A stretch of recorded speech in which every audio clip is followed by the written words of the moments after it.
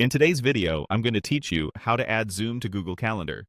By the end, you'll have Zoom integrated right into your calendar so you can add Zoom meetings to events without leaving your browser.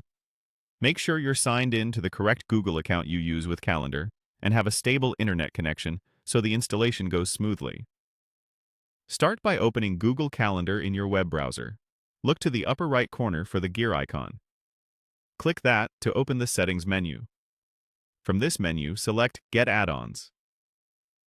This opens the Google Workspace Marketplace in a panel over your calendar, where you can safely find and install tools that work with Google Apps. In the Marketplace, use the search bar at the top and type Zoom. Press Enter. You'll see a list of results. Find the listing called Zoom for Google Workspace, published by Zoom. It's the official integration that connects Zoom with Google Calendar and other Google apps. Click the Zoom for Google Workspace result to open its details page. Here you can read a quick overview of what it does, check screenshots, and review what access it needs. It's helpful to glance at the permissions so you understand how it will interact with your calendar. When you're ready, click Install. A prompt will appear to confirm what's about to happen. Click Continue to proceed. You'll be asked to choose your Google account and then to review and grant the requested permissions. These typically include access to your calendar, so the add-on can create Zoom meeting links directly in your events. Click Allow to finish.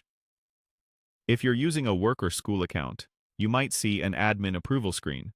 In that case, you may need to reach out to your administrator, or choose a personal account where you have permission to install add-ons.